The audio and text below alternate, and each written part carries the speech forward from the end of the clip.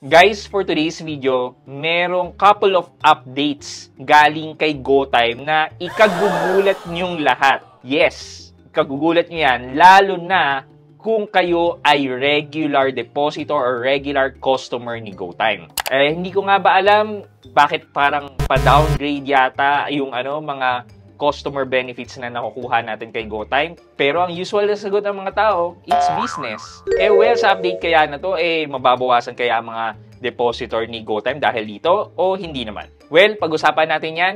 Sit back and let's discuss. Coming right up.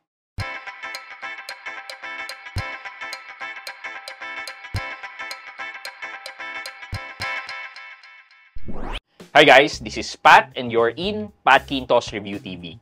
So if you're new to my channel, I do reviews about personal finance na meron akong experience or meron na akong knowledge na ginawa ko na yan ng videos and playlist na makikita nyo dito sa taas. At kung bago ka dito sa channel ko, you may want to consider subscribing to my channel. Okay, guys, so there are a couple of updates kay GoTyme. Unahin na natin ang elephant in the room, which is the bank transfer.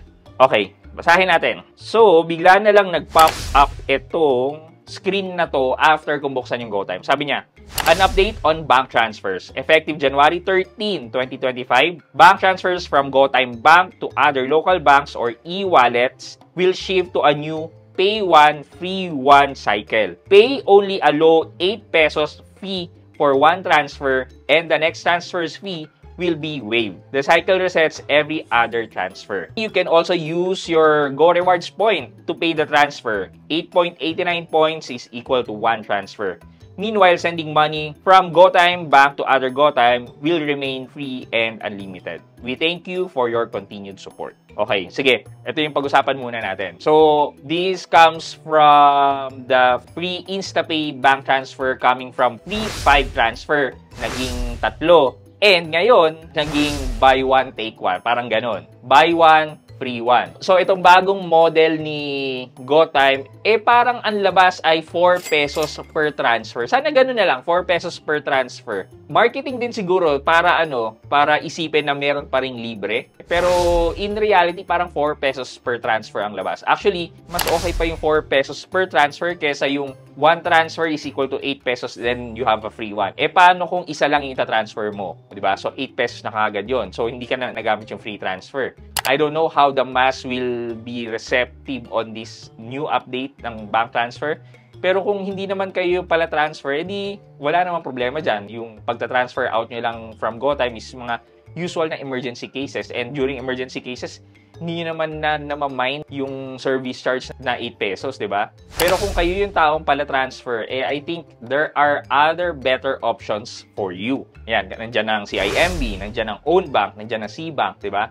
So, wala akong bibigyan na other feedback about that transfer. Kasi most of you guys na gumagamit ng GoTyme, sasabihin, wala na libre sa mundo. I cannot argue with that. So, yeah. Okay, so just in case na maisipan nyo na mag-switch ng ibang banks coming from GoTyme, well, meron naman kayo ibang mga banks na sa tingin ko magsasatisfy ng mga free bank transfer. So, nandyan ang Own Bank. So, si Own Bank ay may 6% interest rate per annum sa inyong regular savings. And magkakaroon kayo ng 40 pesos just in case na mag-create kayo ng account with Own Bank and mag-upgrade kayo by using my referral code or referral link na nasa description box and by depositing 50 pesos and let it stay there for 3 days. After 3 days, makikredit sa inyo ang 300k trial voucher wherein you can use it para mag-interest kayo at makareceive kayo ng interest income na worth 40 pesos net interest. So,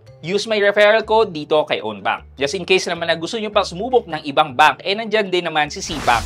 Na si C-Bank ay may 4.25% na interest rate per annum sa inyong regular savings account. Ang mas maganda dito, meron siyang 15 free bank transfer. Ganon din si C-Bank, magkakaroon kayo ng free 50 pesos if you deposit 1,000 pesos and let it stay there for 3 days by using my referral code Pat Quinto. So, pwede nyo naman subukan itong dalawa and tingnan nyo na lang kung saan kayo mapapanatag na ilagay ang pera nyo. So, ano pang hinihintay nyo? Please use my referral code or referral link. Okay, next update coming from GoTyme. So, GoTyme has now reached the 5 million depositor or account holders mark. Given na 5 million na sila, magkakaroon sila ng other promotion. Ito naman, they are going to bring back the 5% interest rate ng savings account. However, this will only run on a limited time. So, yung promotion nila will run from January 1 of 2025 up to February 26 of 2025. Okay, so sa mga GoTime user or depositor, then this is a good development for you na mag-increase pa ng interest rate yung inyong GoTime account kahit papano, di ba? And last update coming from GoTime is that because of reaching 5 million depositor or account holders, they are now about to release their new product, which is the Buy Now, Pay Later.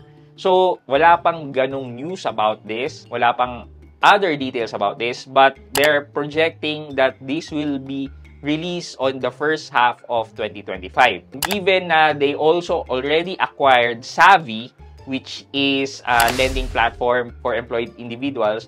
So, they will be utilizing this platform or this opportunity for their lending service. So, this Buy Now, Pay Later product is almost the same with our SPay Later, BillEase, wherein you purchase your item through installment. Ayan. So, hindi lang natin alam how much will be the interest rate that they will be charging us. But this service will also be available through the GoTime app. And yung yung approval will depend on our credit standing. For sure, this is a bank, so credit score tinitingnan yan, and yung income na pumapasok dun sa ating GoTime account. So, if you plan later on na magkaroon ng GoTime Buy Now, Pay Later, make sure na maglagay na kayo ng pera dyan para mapakita natin kay GoTime na there is a regular income na pumapasok sa ating GoTime account. Yan. So much for the news regarding GoTime. For our question of the day, with the development of the bank transfer, sa tingin nyo, is it still a valid argument na okay lang yan, wala nang libre sa mundo? However, meron tayong mga